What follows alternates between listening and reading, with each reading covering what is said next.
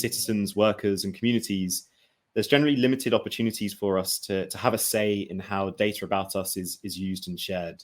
And perhaps where we do, that choice tends only to be a binary one of providing consent or not for data to be collected.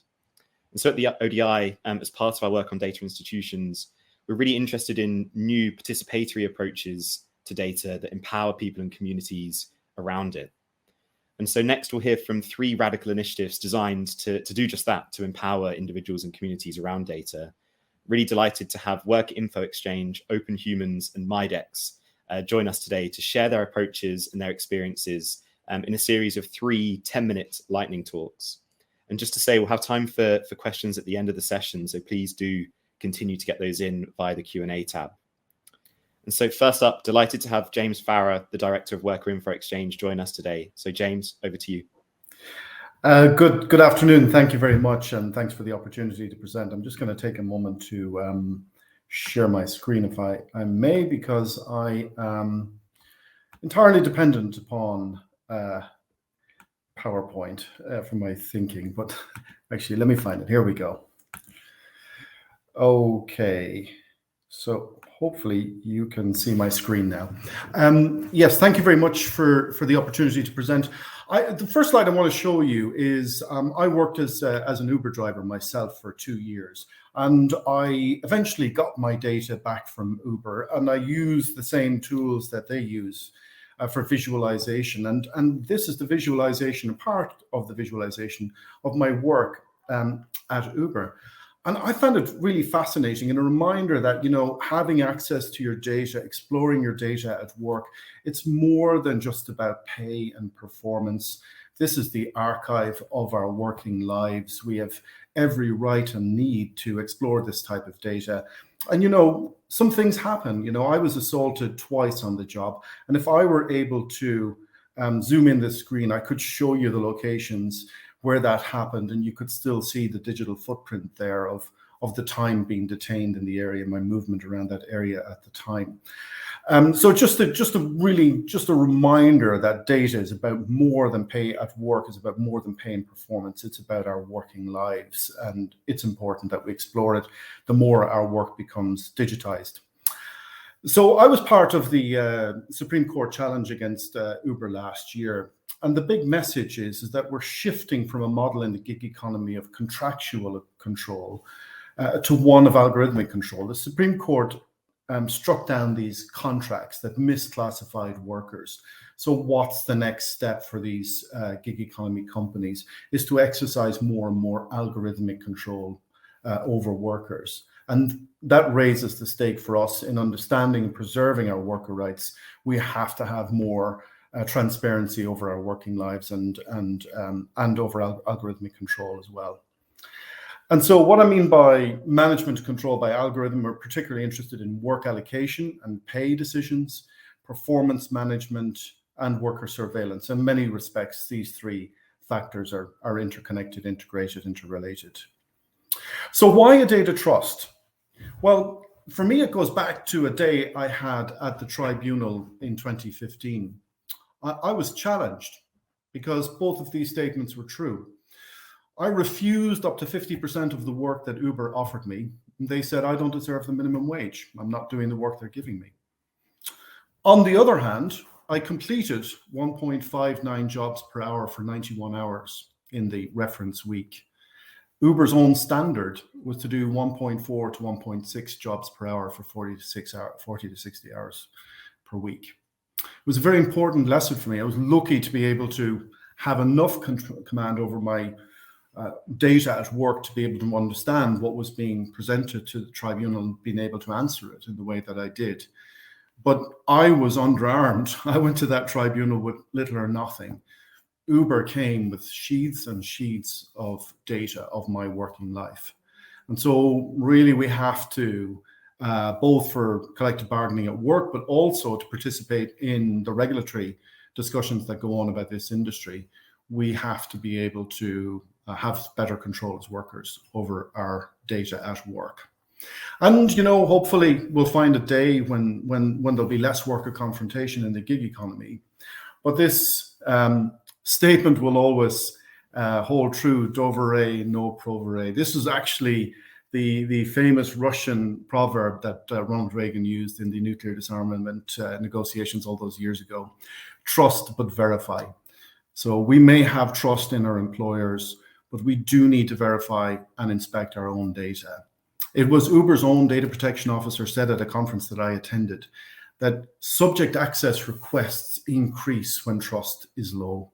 And this is true, but even so, we need to be able to trust as workers, but we need to be able to verify by inspecting our own data. So what's Worker Info Exchange all about? We're about achieving that algorithmic transparency at work. We want to challenge unfair automated decision-making. And of course, the means to do both of those things is through greater data access. So what are we fighting for? We want the data that we entered into the machine ourselves. That's the data we enter. There's very little discussion about that. Of course, we know it exists. We gave it to you. The data observed by the machine. So this is speed, direction, GPS coordinates, some amount of observation of the machine by the machine of me at work. And then finally, this inference data. This is the profiling that's maybe used in work allocation decisions and in performance management decisions, including termination. This is the area that the employer is less willing to share, but nevertheless, we're entitled to see. So what are we trying to achieve through our work in setting up a data trust? We want to understand what people are really paid. This is important because we still have a live dispute about what working time actually is. The courts said it was from log on to log off. Uber is interpreting that as from dispatch to drop off. So there's still an argument about 50% of working time. So we need to be able to make these calculations, and we need to be able to make them ourselves. Utilization, how was my time utilized at work? Well, with up to 50% of your working time not utilized, this is a key metric. Work allocation, pricing. Am I getting a fair share of work? And now that we have variable pricing, am I going to be profiled if I accept lower fares and lower prices, that I'll get more work, or conversely, if I get less work at higher prices if I don't accept it? And then finally, performance management. So some case studies to give you an idea of how important this is. Here's a driver who was terminated by Uber and had his license revoked by Transport for London because they detected him in 2 locations at the same time. We did a subject access request and we found that indeed 2 devices were streaming their locations, but only one of them was ever online. Case closed, but it took a requirement for us to be able to get the access to the data to inspect it ourselves. We've had 6 drivers who have been fired in such a way, and we've taken those cases before the courts in Amsterdam, and those drivers were reinstated and paid 150,000 euros in damages for unfair automated dismissals. Here's another simple one where a driver was given a final warning for unspecified fraudulent activity. We recorded the call. We got access to the voice recordings of the driver speaking to Uber, asking them, well, what is it that I've done wrong? And they couldn't tell him. And the more we pushed, in the end, they said, oh, it's a glitch. It was our mistake. He was flagged. What it turned out was taking a detour when the M4 was closed. The journey took an extra 10 miles. They didn't understand that the machine had flagged that as a fraudulent trip. They didn't understand themselves why it had been flagged in that way. But that was the explanation. Again, it requires this level of transparency and challenge and accountability in order to clear these types of things up. Here's another case of a driver who was deactivated and terminated because the facial recognition failed for him. But you can see from these pictures, if you look at them, although the machine might reject them, it is the same person. He was also reinstated. The same, another driver who was also fired and lost his license from Transport for London for fraud. But then again, you can see that it is indeed the same person who just grew a beard and changed his hair. And so we continue to litigate to improve our access. Our access rights are improving. We're starting to get good data now that we can get us a good sample to aggregate and tell us more about how people are earning and where they're earning. We're back to court against Uber in Amsterdam in May, this coming May, where we're challenging more on access rights, also on algorithmic transparency, automated decision making, where we say that drivers have been unfairly dismissed after flagging by the machine. And also we have an ongoing discrimination case with the EHRC on facial recognition failures. So what are the lessons learned? Well, overcoming the resistance takes a lot of time, a lot of patience, a lot of good design, a lot of persistence. Companies are still resisting the request for data and transparency. It takes an iterative approach. We don't always know what we don't know, so it takes some time to figure that out. And that there really is a need for greater access rights and algorithmic transparency baked into employment law. Increasingly, we're seeing that digital rights are a gateway to employment rights, particularly in the gig economy. I suspect that I have used up my time. I think I'm just on time. So thank you very much for listening, and I look forward to maybe hearing some questions and comments. Thank you so much, James. I mean, first saw you speak at the BioData conference in Helsinki, and I think the work of work at InfoExchange to wrestle control of data remains so vital. And we're going to hear from our other two participants before we come to questions, so please do keep them coming in. And so next up, really pleased to have Bastian Greshake Tzovaras, who's the Director of Research at OpenHumans, joining us from Paris. So Bastian, please take it away. Thanks, everyone. I'm glad to be here and tell you about what we are doing with OpenHumans. We've heard just a lot about the importance of using your own data. And with OpenHumans, we've tried to build a community-centric ecosystem that allows individuals to aggregate, explore, and share their data. But I want to start by explaining a bit of where we actually come from. And I don't need to tell you that we have lots and lots of data these days. It's our Google search history, our social media data, our location data. People use wearable devices, genomic testing for getting their health data. So there's all of this, and it's really powerful. And we wondered, can we make a personal data exchange where people can use this for research? So we created OpenHumans, an open ecosystem. It's all open source. It's modular. People can import their own data and it's stored in their own private secure vault in OpenHumans, where they then can decide whether they want to share any of these data with individual academic research projects. So this was the initial idea when we launched OpenHumans in 2015. And we expected that academic researchers would be amazed by this because there's now a lot of data that they can get access to. And it's really great for them because they don't need to go out and collect this data by themselves. So this was the initial idea. But what we got as a response from academics was a bit meh. Like, academics turned out were not really interested in this as much. And I think a large reason for this that we've seen over the years is that it's really a chicken and the egg problem. For academic researchers to be interested in data, you need to have a lot of data. Why would you need to go to OpenHumans to request individual consent from individual people if you can go to Facebook or Twitter and just scrape data or ask them for access to all of the data? And similarly, for individual participants who want to donate their data for research, the question becomes, why would I do this or put it into any system if there's no academic researchers that actually want my data at the moment? So it's really hard to get this kickstarted because there's no incentive on either side of this divide. But what we found is that there's an exception to this rule, and that's community-driven projects, where communities themselves decide of individuals that they want to aggregate data about themselves, and in particularly amongst patients, this is quite common. You see here Dana Lewis, who invented the open artificial pancreas by hacking her continuous glucose monitor and hacking her insulin pump to automatically pump insulin when she needs it. And of course, in the process of doing this, a lot of data is being generated. It measures your continuous glucose levels, so you have lots of data about your glucose levels over time, and you have data about when you pump insulin and when the algorithm decides, the open source algorithm decides when to pump this insulin. So they decided they want to aggregate this data as a patient community.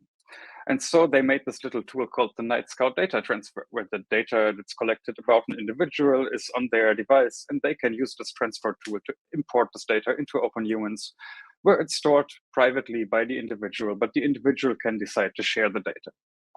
And one example of this is that the patient communities made their own data commons. They said, we want to have this data under joint patient control, and we can then decide with whom we want to share this data on behalf of the patient collective. And then this data can be used by academic research or patient-led research. And what we've seen is that since then, and they started this many years ago, now slowly there's academic interest growing in this data collection. So we launched, I think, like 2 years ago, the University College in Dublin started a project called Open, which makes use of OpenHumans to reuse this data by type 1 diabetes patients. And similarly, just last year, the Karlsruhe Institute for Technology in Germany decided that they wanted to do a patient co-created, co-led study into type 1 diabetes using this existing infrastructure. So it seems that it works quite well, actually, if it's coming from a community interest, when individuals are very invested in their own data and they know how to use this data and the benefits of it. So for us, this led a bit to a shift and a pivot in what OpenHumans is doing, because now we are looking at how can we build communities, really starting from individuals. In the type 1 diabetes example, it was Dana Lewis who really kickstarted all of this. And so what we've started to do is work with people who are interested in doing research by themselves, on themselves. It's called self-research or personal science. You might have heard of the Quantified Self community with whom we are now collaborating by doing weekly community calls where individuals that are interested in their own data and seeing how to use it can have a place to share their own work. What are they doing with their data? How they're doing it? If they have any questions or need feedback and ask for support, this is the place where they can do it. And we see that this works quite well. And there's an example actually from the pandemic where from these community calls, a joint collective question emerged, which was, well, can we actually use our wearable devices that we individually wear to see if we are having an infection? So people already wear these wearables, they collect things like body temperature, heart rate, or their respiratory rate, and many by now even their blood oxygen saturation, which in the context of COVID, of course, was super interesting for people. So the community itself prototyped, like, how does it look like when I have an infection, when I know that I was sick in the past? And it seems to work quite well. So the community was like, how can we do this better going forward? The community thought we should go do ongoing symptom tracking, where every day we report which symptoms do we have. So individual people from the community started to go out and see what are academic researchers currently doing. And because of the pandemic, lots of different institutions started their own symptom reporting studies, very traditional academic, where individuals are asked to contribute, but they never get their own data back. So our community members went ahead, looked at existing symptom reports from these existing studies and created a master list of things they are interested in. So they came up with this list of symptoms that they wanted to track and made like a little web tool for it, where you get a daily email reminder to say, are you feeling okay today? If you're feeling okay, just report you have no symptoms. Otherwise, go to this website, move the sliders, and again, the data is stored in OpenHumans about which symptoms you had at which time. And then from there, actually, it went forward to actually visualize this data. Now, individuals created an online interactive data visualizations where you get this nice little heat map of when you had which symptoms. And it shows you at the same time your physiological data, such as heart rate and body temperature on the same graph, so you can see how it's moving up or down, and you can make sense of it for yourself. And because the people were interested in not only doing it individually by themselves, but as a collective, they decided they want to also optimize this little web tool that they collectively built to allow for data sharing. So they made a little public symptom tracking reports where individuals can opt in and say, use my data, please, for whatever you want to do with it, make it publicly available for everyone. It's de-identified. People are just identified by a random 8-digit identifier. And there the data is. Now there's an API to export this data. And I think the main lesson for this, what we learned, is that it was really the Quantified Flu project was co-created by the community for the community. The main development happened online in Slack channels and on GitHub because it's open source again. And we actually looked at how it evolved over time. And what we see that there was like a quite active discussion by community members where they start with the initial ideation and protocol design. Then they iterate on what the research protocol should be for collecting research about yourself. They helped to actually implement the tool. Like, yes, I programmed a part of it, but a lot was done by other people. They tested and then they iterate and refine it. And for this approach, actually, many of the things that I just showed you were developed. The symptom reports were a consensus by the community. The heat map visualization was discussed and implemented by community members. And even more technical aspects as implementing new wearable devices and make them compatible, like Google Fit, Garmin devices, or even making a mobile app for Apple Watch data was done by community members who just wanted to contribute to this. And I think it's interesting that there's not only a lot of power in doing this, as you can see here, but actually it leads to a final data collection protocol that actually works really, really well.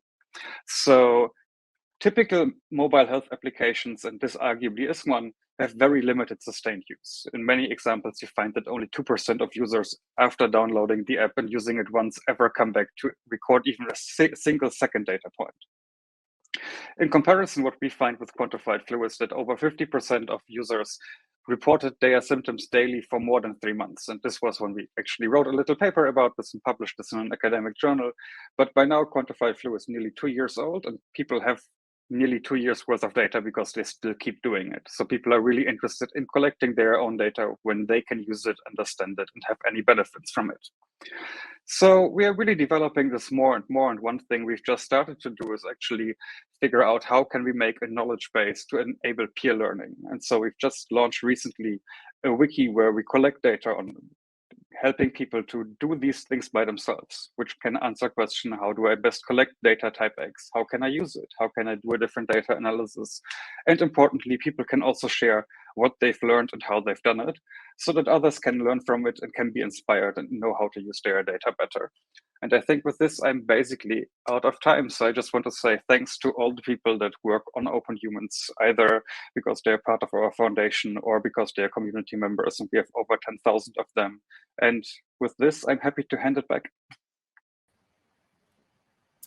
Thank you so much, Bastian. And so we often hear at ODI about new approaches to community data stewardship, like data co-ops or data trusts or data unions. But for me, OpenHumans remains one of the shining examples in the real world and a real tonic to some of that theory. So thank you again for joining us. And so now to the final talk of this session. We're really grateful to Alan Mitchell from Mydex Community Interest Company, who was able to join us at less than a week's notice. And so Alan is the co-founder and non-executive chairman of Mydex. Thank you again, Alan. Hi, so I've been working on the practicalities of data sharing for some time now, since 2017. So that's for 15 years. And sorry, I thought my slides were going to show. Oh, there they are. So for 15 years, I've been working on the practicalities of sharing of personal data. That's what we're talking about here, including working with Sir Nigel on the UK government's My Data programme back in 2011. Let me jump straight in. If you were diagnosed with cancer tomorrow, how many different organisations do you think you might end up dealing with? Many people think it might be 5 or 10 or 15.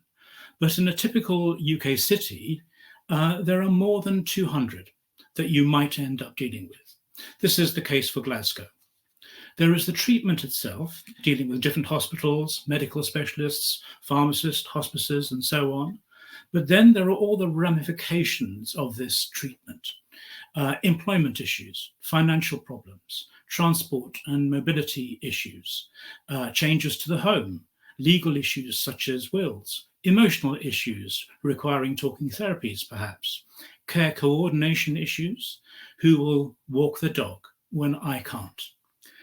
In each case, you could end up dealing with many different types of service, from central government, local government, charities, private sector, as well as friends and family. Every interaction requires some information sharing, much of it the same information, again and again. For cancer sufferers and their carers, this quickly becomes a nightmare, a time-consuming, stressful burden. So, Mydex is working with Macmillan Cancer Support to lift that burden by putting the individual at the heart of the process, by making them the point at which data about them is integrated in their personal data store, where they can use information they have collected as many times as they need, sharing it quickly, easily, and safely via a web app on their phone. Different parties have their own apps for sharing different slices of data. For example, a carer's web app gives them access to information relating to caring activities. This is different to the data needed by specialist service providers. This approach radically reduces the time-consuming, stress-inducing information logistics tasks that cancer patients and their carers have to deal with, improves service timeliness and quality, reducing mistakes, misunderstandings, and errors, and it also generates powerful efficiencies for Macmillan itself.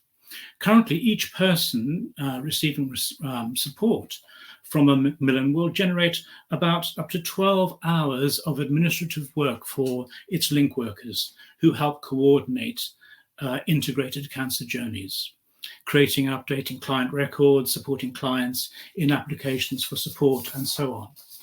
Link workers using Mydex's personal data store infrastructure are reducing this time spent by up to 11 hours. That's 90%, enabling them to double on average the number of people they serve. This is just one example of the person-centric approach to data sharing that Mydex has been pioneering now for 15 years. We've now built a national personal data store infrastructure that puts citizens in control of their data, is live, operational, independently certified and audited for information security management. Generically, it works like this. Services holding different types of data about an individual deposit verified copies of this data in the individual's personal data store.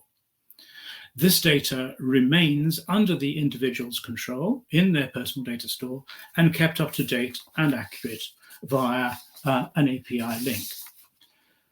When the citizen needs to provide some of these data points to a different service provider, they simply say yes, and the data can flow accordingly, enabling them to bring their data with them to new and old service relationships without having to fill in forms. The Scottish Government is adopting this approach in its new Scottish Attribute Provider Service, which is in development right now. With SAPs, public sector service providers deposit verified attributes, that's cryptographically secure tokens confirming facts about an individual, that they're registered as disabled, that they pass these exams, they have a valid driving license, and so on, all goes into the personal data store. Citizens can then reuse this data as and when needed, making it easier for them to apply for and prove eligibility for benefits and services, while reducing the costs incurred by public services in acquiring and checking the relevant data. We call it FERC busting, taking the friction, effort, risk, and cost out of getting stuff done with data, enabling the right information to flow to and from the right people and organizations at the right times. It's not just about privacy protection or access to data for analytics and insights. It's about operational data logistics, which is why more and more organizations are taking it up. There are now many examples of this infrastructure at work. Glasgow City Council, for example, is using it to find and engage citizens entitled to its Eligible Twos programme, childcare support for low-income families. The chief designer in Scotland is using it to find and reach citizens who may want to help on the co-design of the services they use. Blackwood, a social housing and care service, is using it in its Peoplehood project, working with multiple different specialist service providers to assist people wishing to live independently as they get older. Brixham Coastal Community Trust, Prospect Brixham, is using it to access the specific bits of data needed to support specific local community projects, and so on. Now, we think this work has nationwide relevance. Why? Because the alternative open banking approach to the sharing of personal data directly between organizations has some serious risks and drawbacks. First, as it scales, it creates a complexity catastrophe. Each time organizations share data with each other, they have to expose systems to each other, undertake appropriate security tests, check identities, purposes, permissions, achieve technical interoperability, and so on. And each time a new organization is added to the network, the system, the number of potential connections grows exponentially. The system soon collapses under the weight of the complexities it creates, as the first telephone systems did when they were based on one-to-one connections without telephone exchanges. Our person-centric approach to data sharing strips out this complexity, requiring organizations to connect to 1 or 2 or 3 alternative personal data store providers, not to dozens or hundreds of other organizations. So secondly, as it scales, organization-to-organization data sharing creates a consent nightmare. The more permissions individuals give for their data to be shared with other organizations, the more they lose track of their data. That's because to keep tag on these permissions, individuals have to log into and navigate their way through each of the organization's different systems separately, thus multiplying the effort involved by a factor of 100 or more, the number of data relationships held by the average citizen. But with a PDS, they can manage all their consents and permissions from a single consent dashboard, putting them in control. Third, organization-to-organization data sharing maintains the structure of today's system, where only organizations collect and use data, where citizens are operationally excluded from the data party. In contrast, by making individuals the point at which data about themselves is aggregated, the person-centric approach creates rich, new-to-the-world, citizen-centric data assets with the potential to trigger a cornucopia of innovation, as I think we've just seen with the other examples. This, in turn, redistributes power within the data ecosystem rather than maintaining its centralization. So that's it from me. The 2 key messages are, when it comes to the sharing of personal data, there is a big decision to be made about system design. Is it to be organization-centric or is it to be person-centric? And second, the citizen empowering person-centric option is not a theoretical dream. It's an operational reality, helping both citizens and service providers cut costs and improve service quality. I'll hand back to Jack. Thank you. Thank you, Alan. And kind of as you describe, it's one of these interesting instances of us applying the concept of data institutions to an existing organization and service. I'm going to bring Bastian and James back on screen as well. And I've had a fair amount of questions passed through to me. So let's see how many we can get through in the next 10 minutes or so. And so, James, perhaps one for you to kick us off. So I think in the previous session, we heard from businesses thinking hard about their responsibilities as responsible stewards of data, and perhaps some examples from your talk of those that are perhaps not. Question here about kind of the nature, the confrontational nature of data access in your context, and whether perhaps you could ever see that changing. Well, I think firstly, I don't think it should be viewed as a confrontational thing to exercise data access rights. You know, we've been very careful. We've seen other organizations and unions who have threatened almost a denial of service type attack on an organization through mass subject access requests, and that's not something we would advocate doing at all. We think there needs to be responsible use of access rights. And in fact, when we went to court, that was one of the things that was examined, actually, was did we have the right? Did we, was it an abuse of rights, what we were trying to do? And the courts agreed with us that it most certainly was not. So I think it would be, I think it's incumbent upon the data controller not to take the view that a request for access is somehow an aggressive act. I think we need to learn to live in a more open world and understand that that access rights are to be respected and even to be welcomed. Transparency is always a good thing.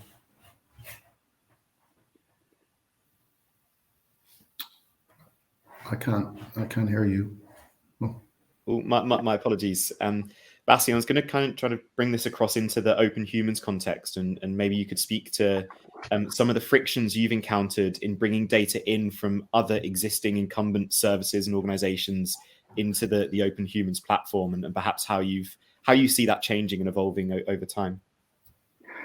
So I think there is different aspects to this. I think that the main problem is that there will always be the friction of the original data generators will have most of the data. Like you can ask people to donate their data from whatever service it is, but the original creator, be it Facebook, Uber, Twitter, 23andMe, Fitbit, all of these companies will have more data, and they are typically not very keen on making it too easy to share. I think thanks to GDPR, this has changed slightly, but there remains a friction in any case. Very few services provide simple APIs, and even if they do, it's like there is like friction which will always be there, even if it's about data about yourself. And I think there's no easy answer to this data. Like as much as we want to talk about like as data as the new oil, like data definitely doesn't flow as easily as people make you want to believe it. It's like data needs to be pushed and shoved into the right direction to end up anywhere. It's a lot of work.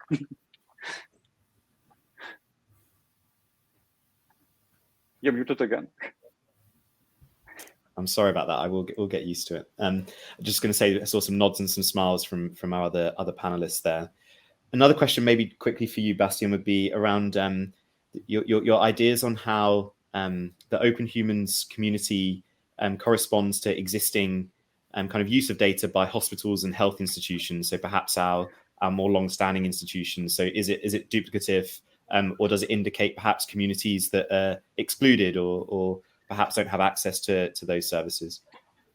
So I would say a lot of these biomedical data that people collect about themselves, it's very complementary of what's collected in hospitals. Like you might go to the hospital and they take your blood pressure, they look for your heart rate right now, which is very different from people doing it at home 24/7 using consumer devices. There's of course a question of accuracy and how great is the data you get out of it, but there's a lot more longitudinal monitoring than you would have in the hospital setting. Also, I think there's the aspect of when you get tested in hospital settings, how much actually do you get from your own data back? So there's like this other aspect where you might have a legal right to it, but it's very hard to get data in a format that's useful to yourself compared to your doctors. So it's I think, a very different complementary data.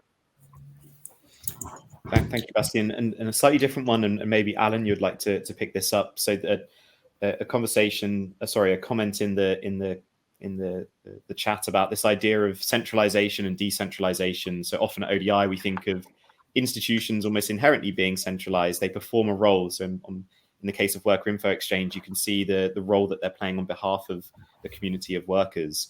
Just interested in your approach and your understanding and perhaps your ideas on centralization or not in the context of empowering people around their data. I think sometimes we create dichotomies which are unnecessary. What we have created with Mydex is a distributed data architecture, but the value of that distributed data is that it can be brought together and configured in multiple different ways, in multiple different combinations. And that may well involve a degree of centralization. So what we typically do is we work with what we call clusters, which is where a number of different organizations are trying to deal with the same basic issues, such as the treatment of cancer for an individual, where they need to share data. So there's a degree of centralization involved, but it's fed by a distributed architecture. And it's the infinite configurability of the distributed architecture which makes it possible to use the same data multiple different times. Thank you, Alan. I think this came through in your talk as well about the need for imagination in the design of these instruments. They need to be contextual to their use case, something that we speak about a lot at ODI as well. Yes. James, back to you. A really interesting question here on the benefits and risks of unionization and perhaps the approach taken by Worker Info Exchange versus the formation of new driver cooperatives to compete with some of the incumbents. Don't know whether you have any reflections on that. Well, I think we all do different things. I mean, I also work with the App Drivers and Couriers Union, which is the largest trade union for Uber drivers in the UK today. So these are complementary things rather than competing things. I mean, on the issue of driver co-ops, the issue here is one of competitiveness. So there was always this dream, as long as I've been around this, that the drivers would, if only they could control their own app. which is fine. That's the easy bit. The hard bit is getting the customers and building the network effects to compete with somebody like Uber, who pour endless amounts of cash to literally acquire a market. That's the problem. So we have to, if that can work, that's great. That's somebody else's challenge. But in the meantime, we have to make these commercial operators work in a fair way. And that's the role of unions. And I believe that the access to data, the understanding of data can be the catalyst. It can be, the special magic to help organize workers in a very distributed workforce. Once people begin to see their data, begin to understand their data, and have a union as a gateway to that understanding, that's a natural organizing force for that workforce. Thank you, James, and thanks again to all of you for joining this session. I mean, fantastic practical reflections from what it means to build platforms, systems, institutions to help empower people around their data. So thank you very much for that again.